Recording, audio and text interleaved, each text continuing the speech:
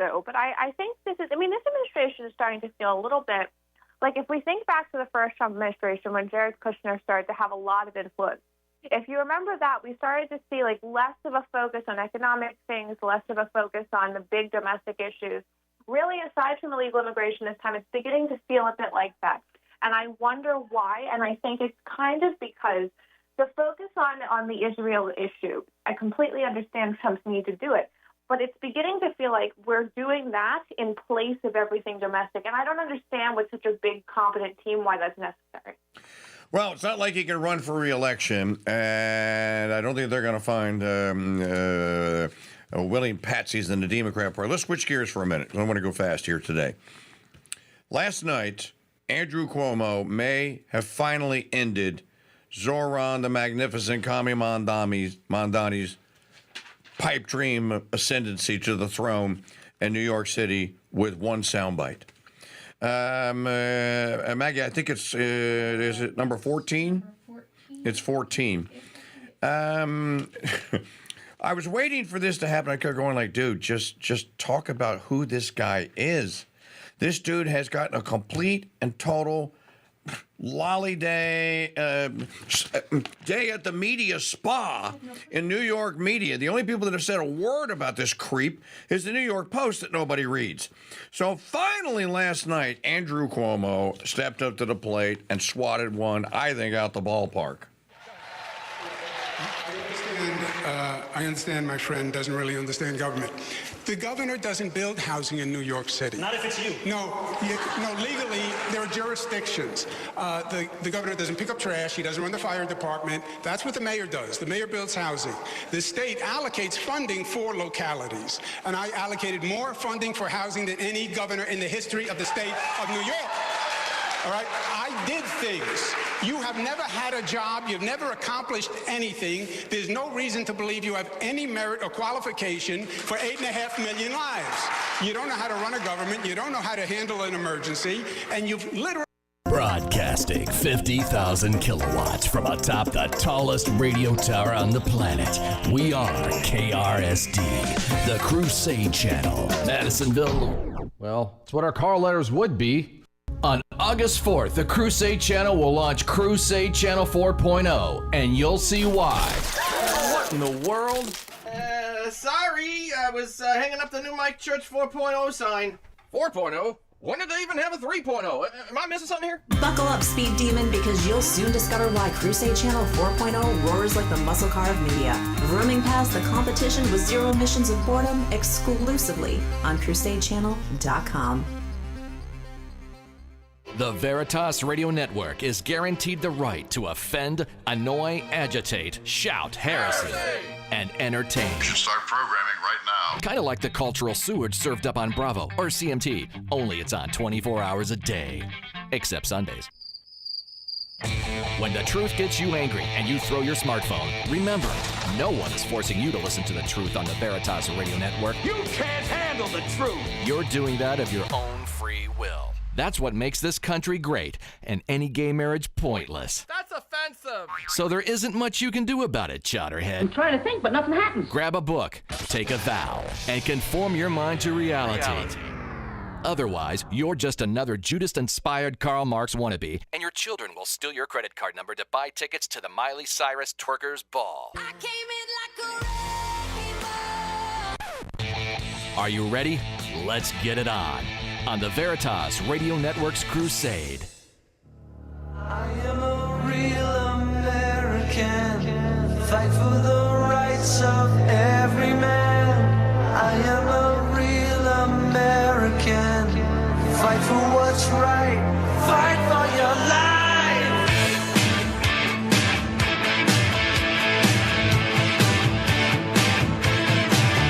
When it comes crashing down and it hurts inside,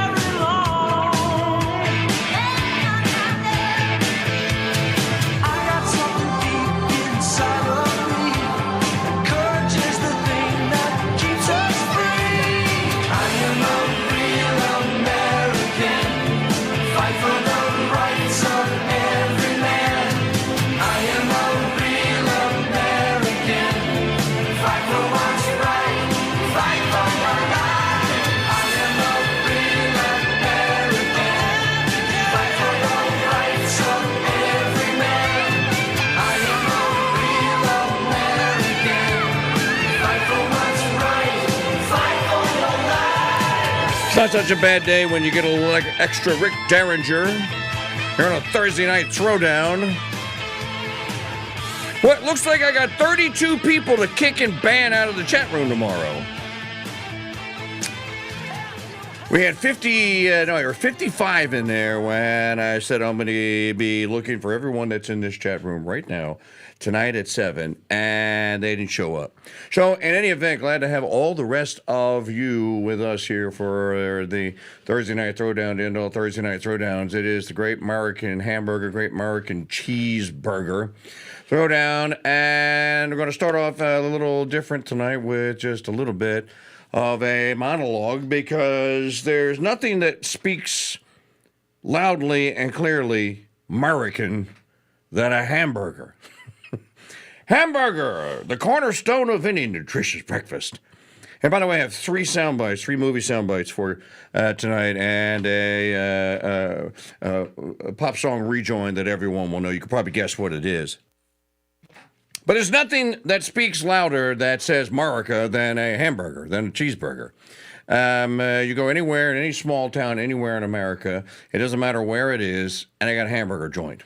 As I said, Guy Fieri has made a career, literally a career, out of going to places that no one would go into if you paid them to go in there, unless somebody went in there first and tested it. He called the show Drive-Ins, Diners, and Dives.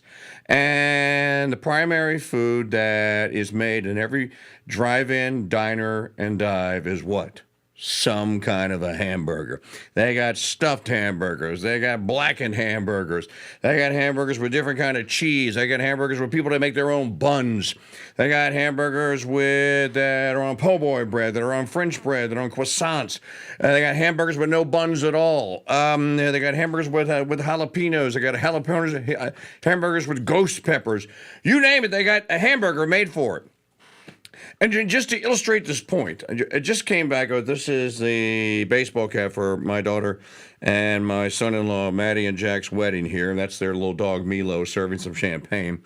Maggie and I had dinner at a little diner, a little tavern in Park City, Utah, appropriately named the No Name Saloon. And, of course, what was the feature item on the No Name Saloon menu? The burger. But it wasn't just a burger. It was their soon-to-be, they said, world-famous No Name Saloon slider trilogy. And there were 3 little sliders, and I was like, yeah, so what? Sure. They actually made their own little bun there, and one was a barbecue, one was a goat cheese, and one was a bacon. And I actually thought it was a really good combo, but the point is that place made it comfortable for people with burgers who want a hamburger. So the 3 movie clips that I have tonight will talk about hamburgers. By the way, I had to spend like an hour bleeping them out.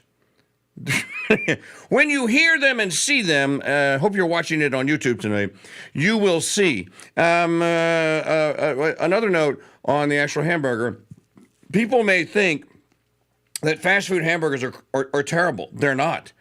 I actually believe that McDonald's actually just kind of exacerbated, and McDonald's was the catalyst for people wanting to open up hamburger joints and for hamburgers and cheeseburgers becoming popular. I will tell you, we're going to take all of your nominations in the chat room and in the StreamYard chat tonight.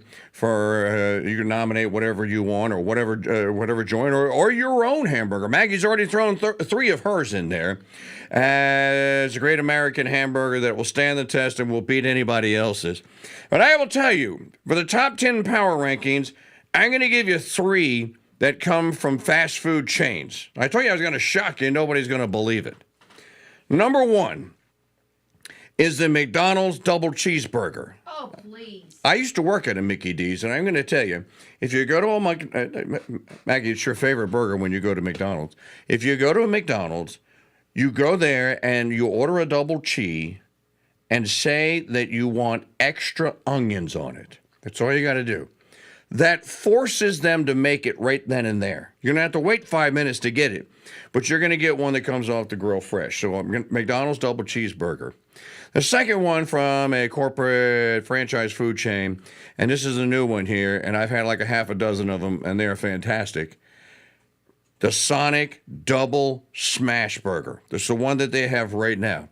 Might be one of the best burgers I ever had. It's just a perfect amount of ingredient. And if I was passing by a Sonic and I was in a town and I didn't know the drive-ins, diners, and dive, I would stop and I would get a Sonic Double Smash Burger. You can actually get a triple now. They're so successful that you can get a triple one now. Well, you know, I'm drawing on 25, 30 years ago of my McDonald's double cheeseburger. In any event, and the third is, of course, a Whataburger. And that's just a single Whataburger with cheese. You know, I had to get one of the fancy Whataburgers. And that's how, you know, if you go to a Whataburger, there's a sign in there that kind of shows the history of the guy that founded the Whataburger and what was kind of the thinking behind it and how it got the name. And it got the name because people would stand in line to get a Whataburger and they'd say, what? Wow, what a burger. And so they just took the name and went, hey, that's a great name. What a burger.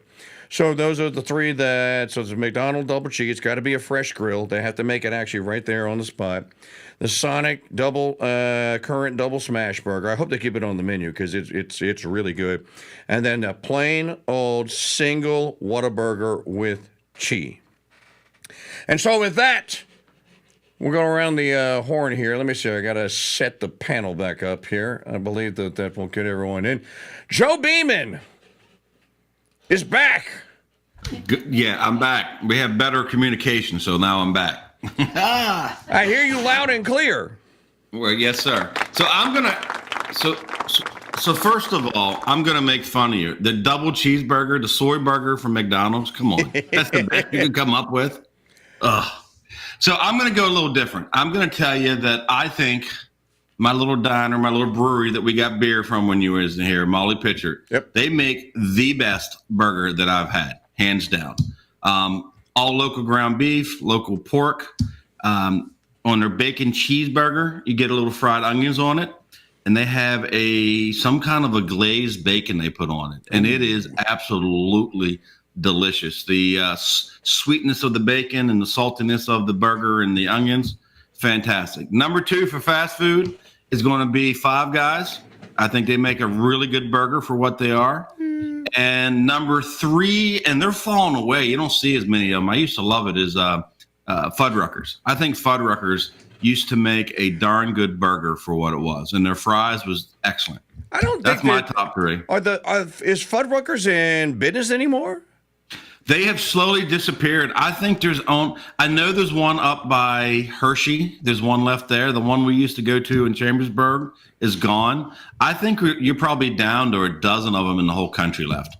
They took a nosedive. Yeah, they used to have one here in downtown New Orleans. They had a Fuddruckers on Royal Street. As a matter of fact, do you know after Fuddruckers closed down about a decade or so later, you know who moved into that building?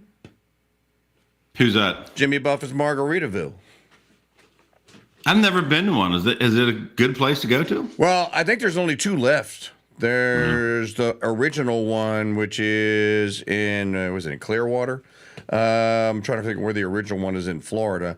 Then there is one I thought there was one in Pennsylvania up by you. There was one in Fredericksburg. One in Biloxi, Mississippi. And there's one in Biloxi. There was one in Fredericksburg. I remember that one. Yeah. And Bossier City. And then one in Bossier City. So that's and you can get a cheeseburger in paradise there, and they make it exactly. The ingredients are from the song. You get your. Buffett drives me nuts. There was a place in Frederick, Maryland, that was called Cheeseburgers in Paradise. Yep. It was a family-owned business, 25 years or more, and Buffett happened to get his bus broke down. And out of bad luck, he broke down right in front of Cheeseburgers in Paradise, right? So he walked over, had a cheeseburger, met the owners, took a picture, told them how great their burgers was. And then when he got back to wherever he lived at, he sued them and made them change their name. Oh, so then he claimed copyright protection on Cheeseburgers in Paradise. Correct. So from me on out, I was done with him. He's a retard. Sorry. Yeah. I had never heard that story. I think there was a Fuddruckers and Idiocracy, wasn't there? There was one in there. You're right. They Correct. had a Fuddruckers and Idiocracy. So anything that's in. I think the Five Guys kind of took him out because that was the. Five Guys came out of nowhere. Probably 10 years ago? They started in the D.C. area. Oh no, it's longer than 10 years ago. No, 25. Is it longer Oh yeah, back in the 90s. Yeah.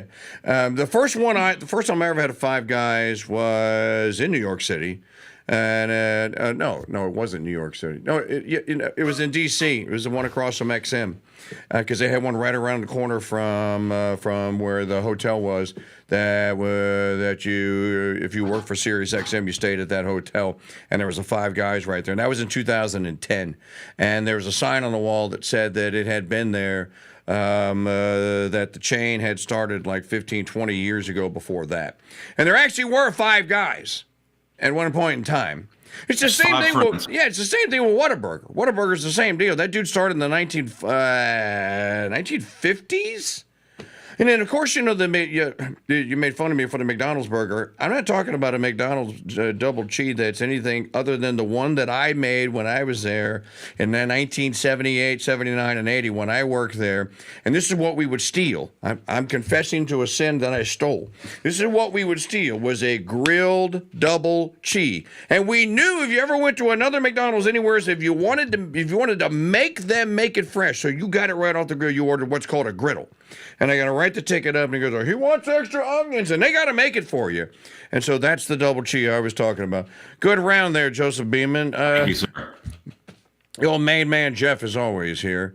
Jeff Johnson, I was expecting you to bring caribou, elk, moose, something exotic from the Maine hinterlands or something like that. So I'm actually interested to hear what burgers what are you going to throw down with? Well, I'm with you here on the McDonald's, because way back in the Wayback Machine, I was a swing manager at McDonald's while I was in college. And that was back when you actually had griddles. You put the burgers on the griddles and you put that piece of metal thing on the top of it and seared it to the grill. Seared it. Right. And those were great burgers. But we're talking many decades ago now. And yes, now they're garbage because they all come out of the microwave now, and they're all pre-cooked, microwaved garbage. I don't buy burgers at McDonald's. So, at any rate, I have all kinds of different throwdown stuff here on my book. I did all kinds of research today. I have songs. You probably didn't even know existed for burgers. So, I mean, I'm ready to go. I'm loaded for bear. Let's move on so we get down to the nitty gritty. All right. Next up is Texas A&M's most proudest son, Kaiser. Are we doing something? Are we doing a brisket burger here? What are we doing? You're from Texas, so I'm imagining bigger pieces of cow. Well, no. So for us, and this is one of those things. So my family actually still has cattle and stuff like that. Kind of a thing that's going away, but every year we will do one in the spring, one in the fall. We'll slaughter a cow. We always call it Bevo, so Bevo is always the cow that dies, and we also do a lot of deer hunting. So a lot of what we have for burgers is really it's venison and briskets and stuff that we grind up, or beef that we grind up to make our own burgers and stuff. I probably, and this is not a joke, I probably haven't gone and bought ground beef in 30 years. Wow. It's easily. I will say, so I've got two places that have great burgers. One is a place that is actually on a farm to market road, which we still have in Texas. That's between Katy, Texas, where I went to high school, and College Station. So that's when you see a sign in Texas that says FM and then a number. FM, yeah. It's a farm to market road. Typically, farm to market roads, they connect highways, state highways, interstate, stuff like that. Yeah. So on FM 362 in Waller County, which is outside of Houston, but it's between Katy, Texas, which is on I-10, and Highway 6, which runs north up to College Station, there's a little stoplight called Monaville, Texas. And they have, it used to be a Shell station, which, I mean, the best burgers in the South come from a gas station, right? It was a Shell station in Monaville, and the guy that owned the place died a few years ago. His kids basically bought the land across the street from the Shell station and opened up a bar called the Thirsty Pear or something like that. But they make hamburgers. That used to be the greatest hamburger known to man. I mean, we would stop on the way to and from College Station just to get a burger. And there's a place in College Station called the Chicken Oil Company that also makes a fantastic burger. And I put a picture in the chat room.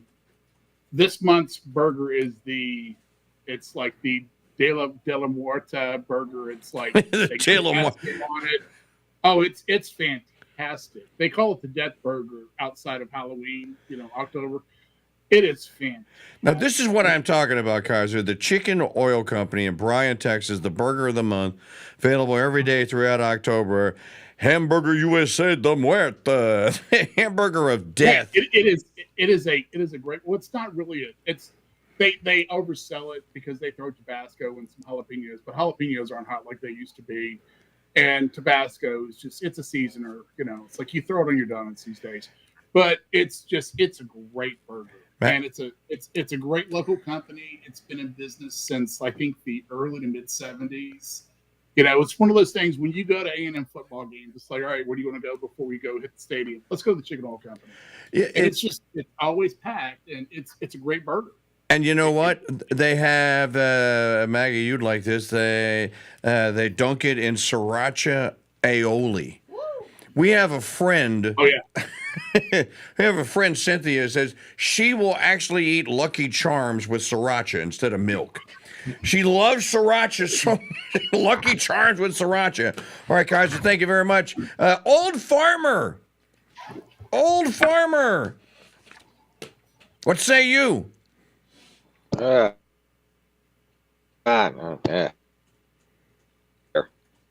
There it goes. Off of mute. Okay, got it. Real quick, miniature. If you're talking about Jimmy Buffett's Margaritaville in New Orleans, you mean the one down by the French Market? That's been closed for years. Yeah, no, I know it's been closed. Oh, okay. I thought the way you were talking, yeah, it's closed. They closed that one down. No. It's been closed. Gosh, it closed. It barely survived Katrina. Yeah, I know. Oh, anyway, okay. I will agree with you that Whataburger is the best fast food burger. There's no question about that. Up here, unfortunately, the burger joints and the hot dog joints, we used to have a few of them around here. They've all gone, and not necessarily because of Corona hoax. They just didn't make it. We have, you can look this up. It's called the Clinton Station Diner in Clinton, New Jersey. Okay. They had for a while, for real, the world's records for the world's smallest burger and the world's largest burger. And I remember taking some of the 4-H kids up there, and we got a 50-pound burger. 50 pounds? That's insane. 50-pound burger. What now, would you do with a 50? Was that 20 guys? You ordered it ahead of time. You just didn't walk in there and say, "Hi, I want a 50-pound burger." I mean, you had that reserved. And I won't say it was the best burger, but it was a very interesting experience. Now, 50 pounds, that included the bun and, 6 heads of lettuce and 10 pounds of tomatoes and, whatever. I forget what the proportions are. You can look them up. And they still make it. I don't know if they hold the world record anymore. But I will admit it was more like a meatloaf than it was a burger. Not that it wasn't a good experience. It was just what it was. Yeah, they have a place down the road from here, Maggie, Mugshots. Yes. What's the size of that burger? If you eat this thing, you get it for free. But no, there's only like 3 people in the world or 4 people that have ever tried. I think it's a 30-pound. That have actually eaten the thing. And if I don't think it is. I don't think it's a burger. If you don't eat the whole thing, you got to pay for it. If you eat the whole thing, you don't have to pay for it. It's literally like this big. But I will say, okay, miniature, where's this from? You gentlemen are intelligent, but not experienced. Your pattern indicates 2-dimensional thinking. Come on, miniature, what's it from? Well, it sounds like all right. That's right. Wrath of Khan when they're going to Mintara Nebula describing Khan's attack pattern. The best burger in the world is a lamb burger. Now, I will agree to a point. The lamb that you sent us, that you raised and you slaughtered, when mixed with 8515 It's a 15-pound burger. Grass-fed beef, was probably one of the best hamburgers we ever made in this house. I will agree with the lamb being an ingredient there, and it adds a taste to it that you can't really place. Especially ground lamb. You know, a lamb shank's going to have that lamby kind of gamey taste. But when you grind, that part that you grind, and especially when you mix it with 8515 regular beef, you don't get that. You might even throw a little pork in there. You know, you can do it.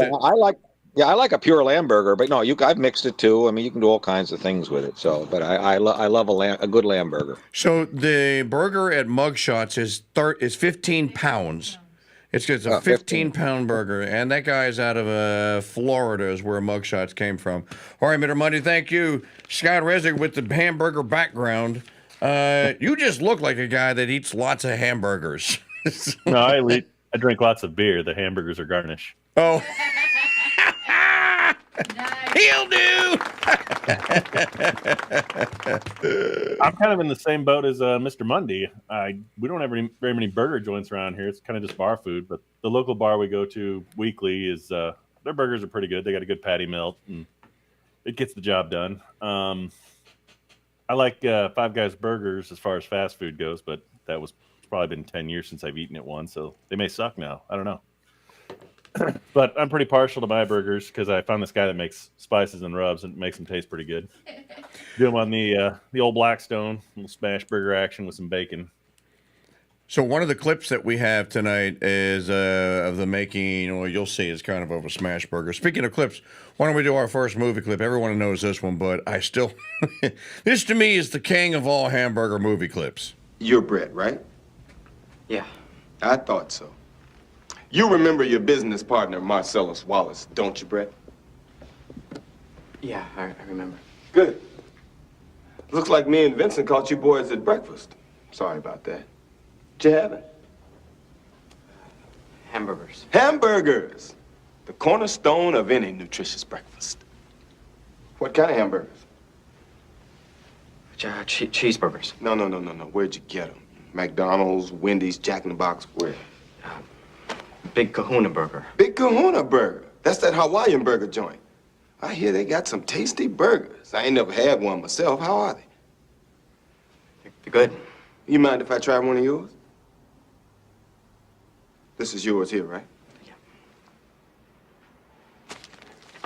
This is so funny. It's so classic. This is a tasty burger. Vincent, you ever had a Big Kahuna Burger? Want a bite? They're real tasty. Ain't hungry. Well, if you like burgers, give them a try sometime. Me? I can't usually get them because my girlfriend's a vegetarian, which pretty much makes me a vegetarian. But I do love the taste of a good burger. You know what they call a quarter pounder with cheese in France? No. Tell him, Vincent. Royale with cheese. Royale with cheese. You know why they call it that? Because of the metric system? Check out the big brain on bread.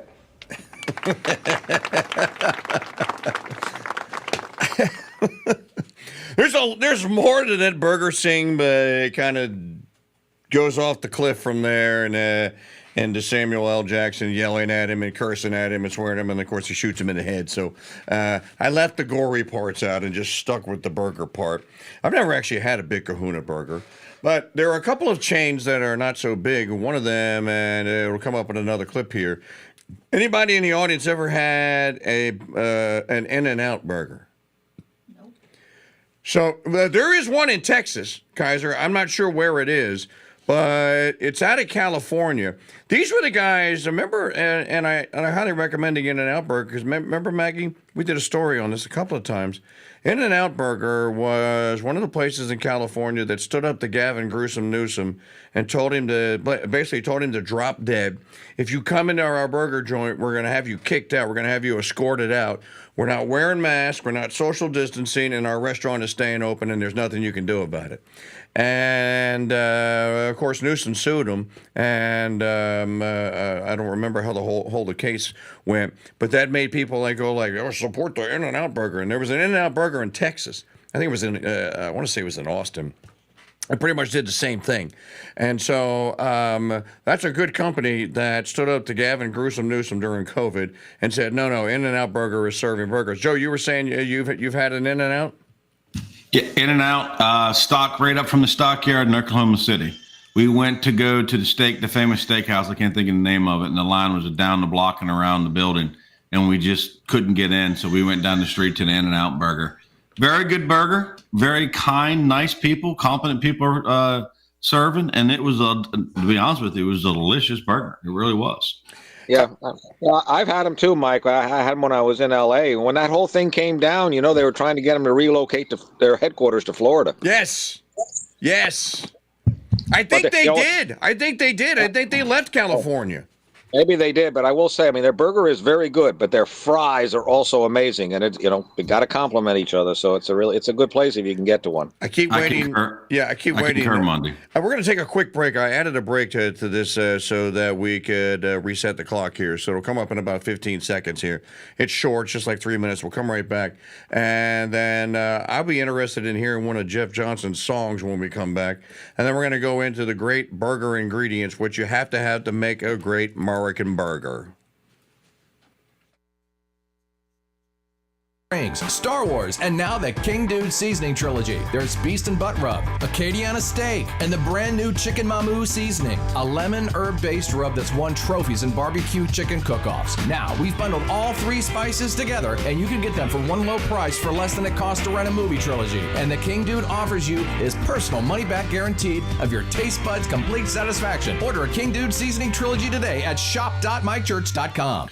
Okay, please enter the 9-digit 2-step authorization code we just emailed you. Jeez. What do you mean, prove I'm human?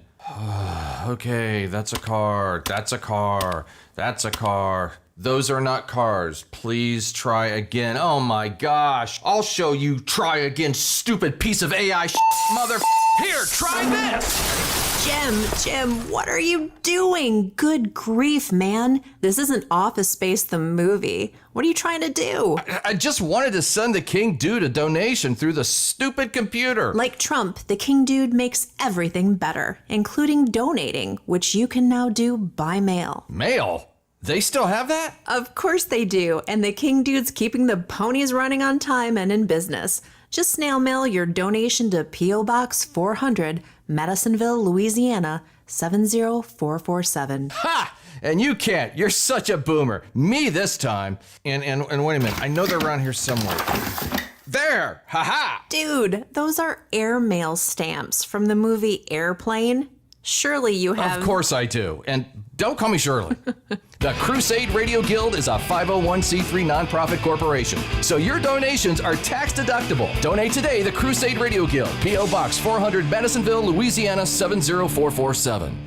Back in the 90s, there was this thing called the cigar boom, where everyone was buying and smoking handmade cigars. But here's the thing. The popular cigars then were the best-made cigars, like Fuente, Hoya de Monterrey, and Avo. Over the next 10 years, craftsmanship was replaced by gimmick and slick packaging, and that's when I decided to get in the business and launched El Rey Dude Corona cigars. 20 years later, I launched Mancipio Maria cigars. With that same principle in mind, make a great handmade cigar, and that's exactly what we do in 4 sizes. I invite you to try a 4-pack sampler of my Mancipio Maria cigars and taste them for yourself in smooth, natural, or bold Maduro wrappers. And to sweeten the deal, I've discounted them 25% for a limited time. And as always, we include a personal humidifier with every order. To order, go to shop.mikechurch.com. Order $50 or more and shipping is on me. Try my Mancipio Maria cigars today at shop.mikechurch.com. Hey, Jim.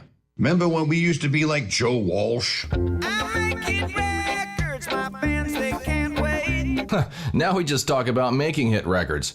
Well, parody versions of hit records. Join the King Dude and Jim Mosier as they pick apart the greatest parody songs of all time and the hits they were based on. It's Album Autopsy, exclusively on the Crusade Channel. Live talk and podcast radio the way it should be, and doesn't disappoint your mother.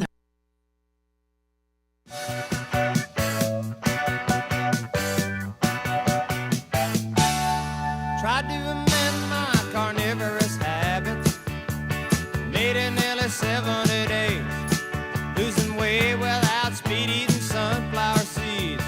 Drinking lots of carrot juice and soaking over rays. But at night I'd have these wonderful dreams. Some kind of sensuous treat.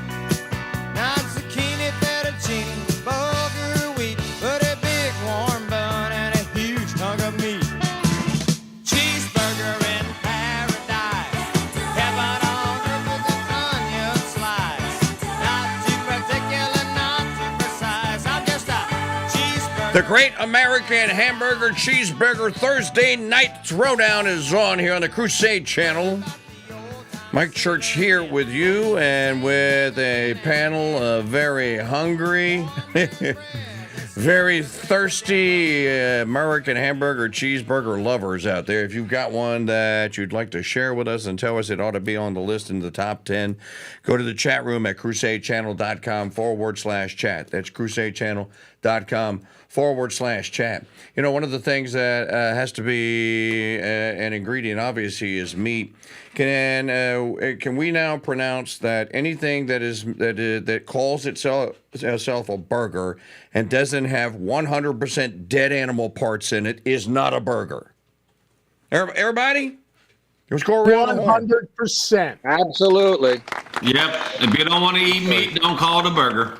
And by the way, turkey is not meat. I agree. I've said that for years. Poultry is just one step away from being a vegetable. I resemble that remark. You know, I love the story of the people that goes totally carnivore, and they go like, well, don't you eat any vegetables or anything? Because Trump pretty much does that. Right? No, the cow eats all the green for me. I don't need to eat any of it. And it's actually true, Joe Beeman. You know this because your wife did it. So you actually can just live off of grass-fed beef. You absolutely can. And she said in a matter of 2 weeks, she felt like a different human. Like she said, she just felt wonderful. One more note here, because I see a lot of people saying you got to have mayonnaise. Okay, agreed. I love mayonnaise, but what you have to have actual real mayonnaise, not that crap that they make. Actually, several of the companies are not making it anymore. I don't know how Hellman stayed in business because they had the giant GMO, contains genetically modified crap. And I'm like, how do you make mayonnaise and make it with genetically modified? So it's got to be made with olive oil. It's got to be made with real eggs, or it ain't mayonnaise. So I'm not so much on the garnishes. It's got to have meat in it, and then it's got to have cheese. One of the bits that we have, this is a funny one here. I don't know if anyone has seen this particular movie. This is Rafe Fiennes and the... Even your hot dishes are cold. The menu. You're a chef. Your single purpose on this earth is to serve people food that they might actually like, and you have failed. You failed, and you've bored me. And the worst part is, I'm still hungry. You're still hungry? Yes, I am. How hungry? Starved. What are you hungry for? What do you have? Everything. You know what I'd really like? A cheeseburger.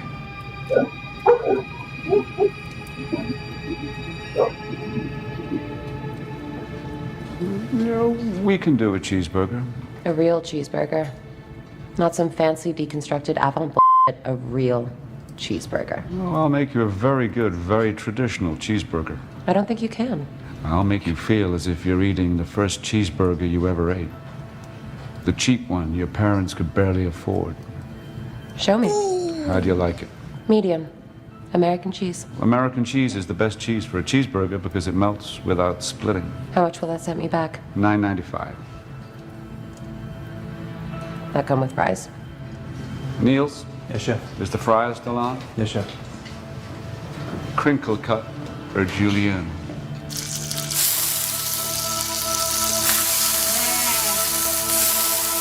Yeah, that's how you make it. Now, if you don't know what's happened in this movie, this chef invited these people to this island in the middle of nowhere, and he starts executing people. That's what the menu is. And you might be able to tell that she's kind of like she's trying to get out of being the next one that gets executed. And he actually does make her the cheeseburger, by the way. And then she pulls a stunt on him. You know what? No, don't watch the movie. It's terrible. I'll spoil it for you. She goes, "Can I get that to go?" And he puts it in a box and lets her leave. I just want American cheeseburger. It's an interesting thing that she says in there, though, that American cheese makes the best cheeseburger, even though American cheese is processed garbage. That Kraft crap that comes in that god-awful plastic wrapper slice. I know Jacqueline is probably getting sick right now just hearing me describe it. But a slice of Kraft American cheese, he's right, is the best thing you can put on a cheeseburger for consistency's sake. It's almost impossible to slice a piece of cheddar and get it the perfect width so that it melts before you wind up getting your burger before it goes past medium rare or to medium. So he's actually right about the cheese, but that cheese is just not healthy. I wonder, does anyone make an American cheese? Mitter Monday, you might know this. Does anyone make an American cheese that's not processed? Yes, they do.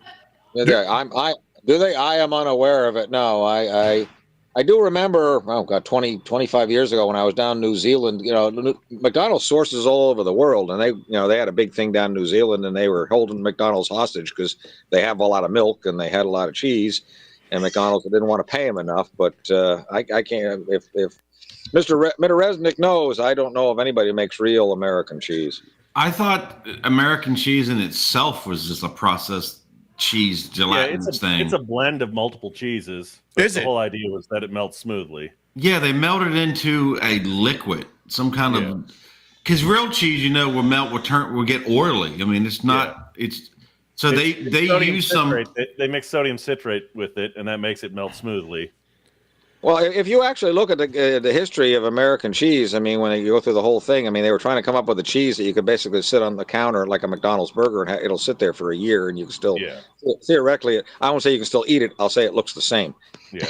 You really know how to make it sound good there, Monday. Well, and the problem with the processed stuff and with other cheeses, you're right. It starts to melt, and then you get an oil there. And you got oil all over your bun, and you put your hamburger on your bun, and all of a sudden your hamburger bun is soggy.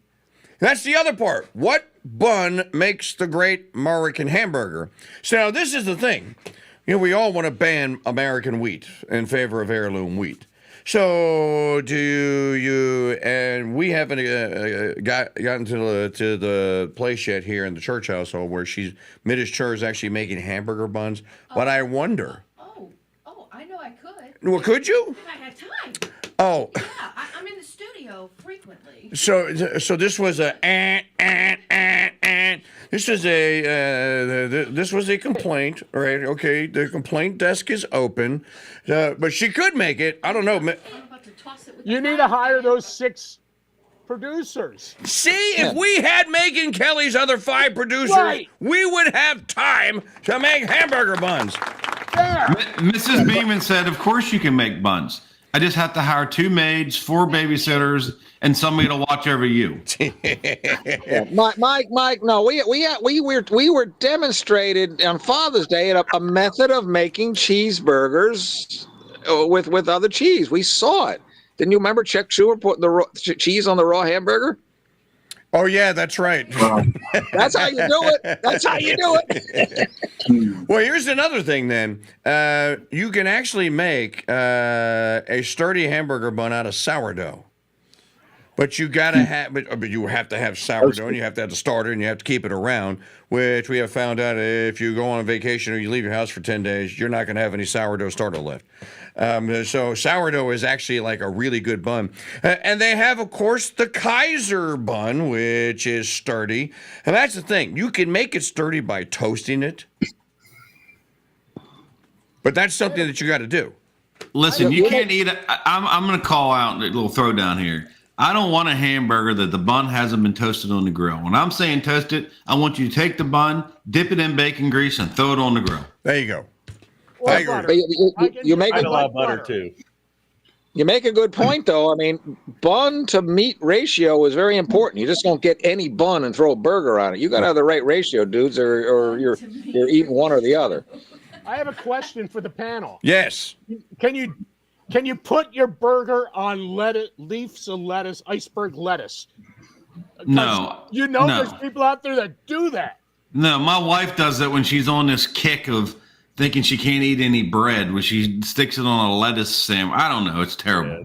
I make these beautiful burgers, mix these beautiful burgers up, and she wraps them in lettuce. Y'all are all going to be executed and roasted alive in the Crusader Stadium chat room by Jacqueline, who's going to tell you that lettuce is survival. It's survival. Because some people can't eat. Want to survive? I'm guaranteed to die. But of do you something. want to survive? That happens to be a hamburger bun, so be it. The only people that can't eat wheat is the American, well, I shouldn't say all American wheat. There's companies out there that have heirloom wheat. That's what Kate uses to make hers, and you can eat it. It's the American processed breads that are terrible for you. You can do the lettuce, just don't call it a burger. What Maggie is saying, yes. I said you can do that. You can put it on lettuce, but you can't call it a burger. So Maggie, it's come just on meat now. wrapped in lettuce. Yeah, Come on, get on our side. It cannot be. I'm not a huge bread fan, so I don't mind the meat being just wrapped in Throw in the challenge lettuce, but I flag. don't call it a burger. I'm throwing the All right. challenge flag. Next thing you're going to tell me you drink light beer. You can only have vegetables as an accoutrement, as a garnish item. It cannot. For a little color to help with the potato. Okay, so we all agree. So Jacqueline's burger is out. It's not a burger. I don't know what to call it, but it's not a burger. And Maggie, if you keep talking like that, you're going to start telling me you drink light beer, and then I'm going to really be sick. Oh, no. Oh, she doesn't. No, we don't do light beer. Lettuce. I thought they banned light beer because it wasn't I beer. think it's a lettuce sandwich. I thought people ate lettuce when they were dehydrated. No, that's called a chef's salad. Chef salad with ground meat on it. All right. I say we covered the cheeses. We covered that American cheese, and then so does Jimmy Buffett actually have the formula right? Nope. Okay, I like mine with lettuce and tomatoes, Heinz 57 and French pie potatoes. Okay, so most people don't even know what Heinz 57 is anymore. I mean, most people wouldn't even. What's Heinz 57? Well, there's actually a story behind it. It's actually Mr. Heinz tried 56 times, and on the 57th time, he went, Eureka! Voila! And he finally said, I love this sauce, and his wife loved it, and they went, okay, we're going to use that recipe. That's how you get Heinz 57. I mean, they still sell it. I've never had a hamburger. I've never desecrated a beautiful piece of slaughtered and ground cow with A1, Heinz 57, or any other kind of a garnish sauce. You guys, I think that destroys a burger and you're disqualified. I disagree. So when I make my burger is 3/4 ground beef, 1/4 pound of ground sausage, country sausage usually. Grill them babies up to probably in between 1/4 and a half pound burgers. Throw them jokers on the grill, bacon, cheese, fried onions on a grilled bun, like I just said, with bacon grease smothered all over it when it grills up, and then go ahead and put that together with a little A1 sauce, and I think you're perfect with some fries. Delicious. Do you eat filet mignon with A1 sauce too? I do not, but on my burger, the burger is the absolute. He's disqualified. Now, I will tell you, in Mrs. O'Connell's Beast and Butt Rub Extraordinaire, the greatest hamburger concoction ever made, there is Worcestershire sauce in it. You have to add a little bit of Worcestershire. Oh, Try that. Find a bottle of W sauce and try the W sauce instead of the Worcestershire sauce with your steak season that you make. Yep. Perfect match. W sauce. Hey, Mike. W sauce. Yes. No. Mitter Monday. Well, I'll tell you that now. This is only for me and Mrs. O'Connell, maybe some of the other panel, but some of the best burger. Because Mike, you'll close your ears, Mike. You don't want to hear it. You mix about 10 or 15% of your ground beef with organ meat, liver and ground kidneys and stuff, and that makes an absolute wonderful burger. Isn't that how you make ground beef? When I get my cow kills, all the organs go into the ground beef. No, that's how you make scrapple, Joe. Come on, you're in Central Pennsylvania. What is No. What are we making? Spam burgers here, Monday? Is this treat? No. You mix that. You mix the organ meat in the heart, the liver, all that goes into your ground beef. You won't know the difference. Mr. Monday, what is this? The Silence of the Lambs burger? That's absolutely true. Silence of the Lambs burger. Joe Beeman, if you put a pinky-sized portion of cow liver in that meat, I will smell it, and I'm throwing it across the room. I guarantee it. You would not know. I will send you 10 pounds of ground beef. I will send you 10 pounds of ground beef, and I dare for you to tell me whether or not it's in there. Or not. Incoming liver burger frisbee. That's what's wrong in America. Give it to Mrs. O'Connell. I know she has taste. And by the way, my mother used to make burgers out of tuna fish. When I was a child, I grew up. No, serious, true story. Wrong. She would. It is wrong. It was wrong. I am still suffering mentally for it. She would take instant mashed potato mix, that garbage Idaho Spud crap, She'd make that up. Then she'd take a can of tuna and she'd throw the can of tuna in there and whatever else, like a concoction. And she'd form it into what looked like a burger, and then she'd fry it in a frying pan. She'd call them tuna steaks or tuna burgers. This is Maggie wonders why I hate tuna to this day, and that's the reason why, because I had to eat tuna burgers. And I would be looking for the dog, dude. I'd be going, where's the dog? I'd be doing Beverly D'Angelo from Christmas Vacation, cutting piece off and going. You better hope the depression don't come back, Mike, because that sounds like a depression era recipe. To hear about, would a crab cake be considered a burger, like a Maryland crab cake? No, only on SpongeBob SquarePants would it be considered a burger. Okay. Well, all right. Hey, let me tell you a quick historical anecdote. Most of you have heard of the great Henry Ford, right? I assume. Yes. Anybody ever seen the videos where him and Edison and Harvey Firestone would go out in the woods and chop wood and camp and all that? Have you ever seen those videos where they would go out as old men and pretend they were Boy Scouts? Henry Ford loved hamburgers. That was his favorite thing. And he said only his chef could make hamburgers. He would actually bring his chef on the camp with him to make hamburgers. And supposedly the chef finally divulged why the hamburger was so good and Henry loved it, is he used ground filet mignon. Now, I don't personally believe that, because you can't grind filet mignon because it doesn't have enough texture and fat to hold together as a burger. Yeah. However, if you look it up, supposedly that was Henry Ford's favorite hamburger. I agree. Now, you could make a ribeye burger. All right, before we run out of time, final movie clip here. Are you ready for this? His father is Arthur Digby Sellers. Who the is that? Huh? Who the is Arthur Digby Sellers? Who the Have you ever heard of a little show called Branded, dude? Yeah, yes, I know. All but one man died there at Bitter. I know the show, Walter, so what? Arthur Digby Sellers wrote 156 episodes, dude. Huh. Bulk of the series. Oh. Not exactly a lightweight. No. And yet his son is a fucking dunce. Anyway, we'll go there after the what have you. We'll brace the kid. Should be a pushover. We'll be near the In-N-Out burger. Shut the up, Donnie. We'll go out there. We'll brace the kid. He should be a pushover. We'll get that $1 million back if he hasn't spent it already. $1 million clams. And yes, we'll be near the In-N-Out. Some burgers, some beers, a few laughs. Our troubles are over, dude. So they're going to get the $1 million, and to celebrate, they're going to get an In-N-Out burger. You have to love that clip. Not the profanity in it, obviously, but all the rest of it. Okay, so I think that we all agree in the top 5 power rankings of national burger chains that Whataburger gets a spot. Everyone concurs, right? Whataburger, if you've had one. I haven't heard anything bad said about Whataburger. Whataburger's the best. I'm you're right. surprised I didn't hear Burger King.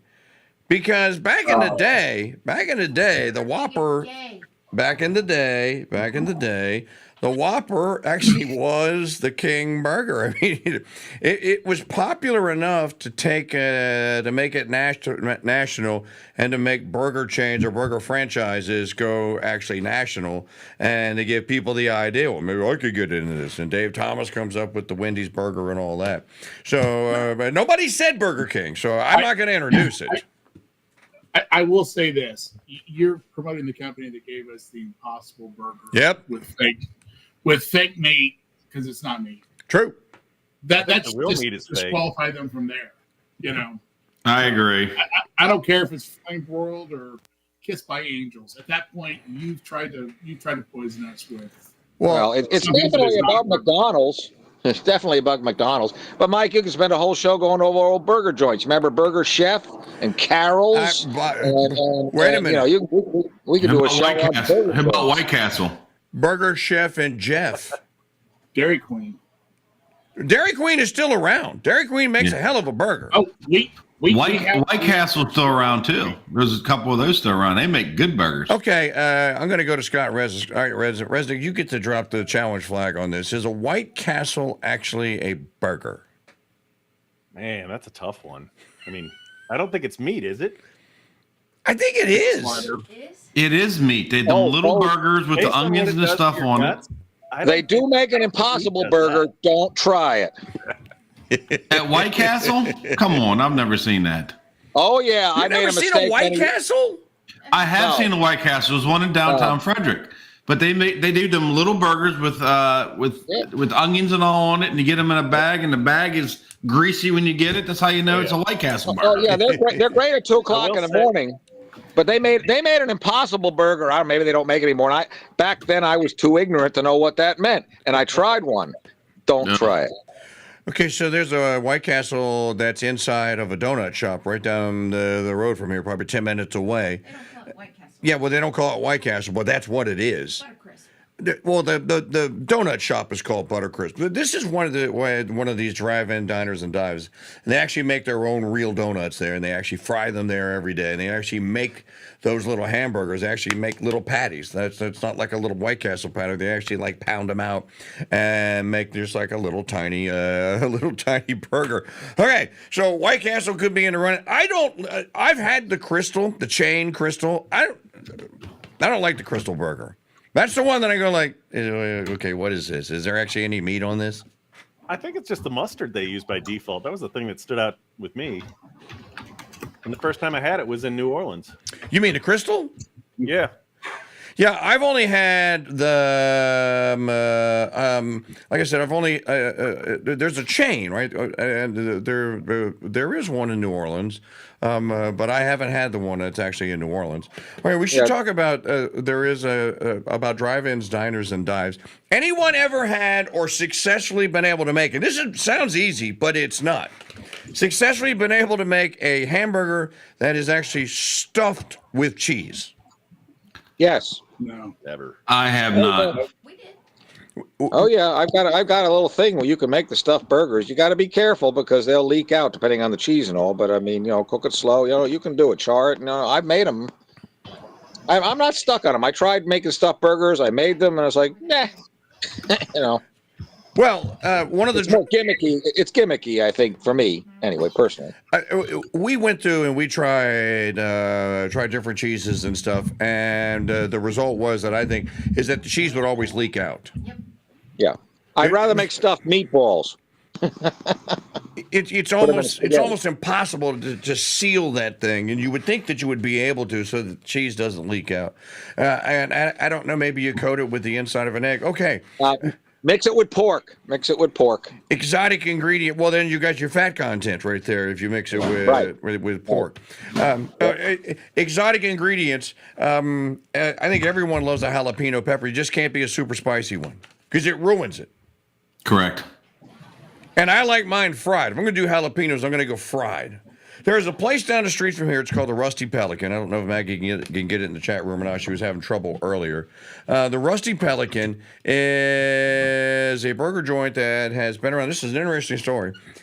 Two guys started a burger joint here on the North Shore, across the lake from New Orleans, in like the 1990s, and they called it the Triple Nickel.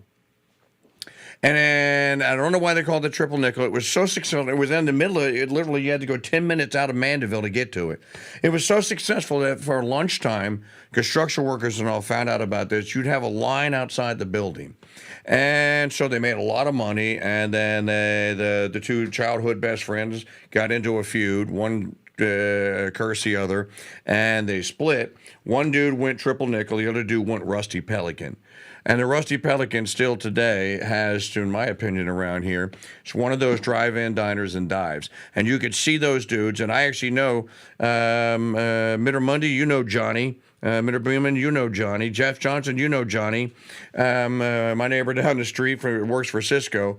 So I actually know because he told me, he goes, no, they get Angus, they get black Angus, the highest quality ground beef that we sell. They buy, that's what they buy. And they make it right there by hand, and they have the searer right there.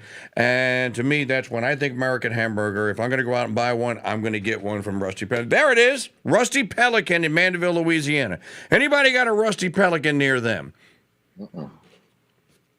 I don't, but I sure would love one.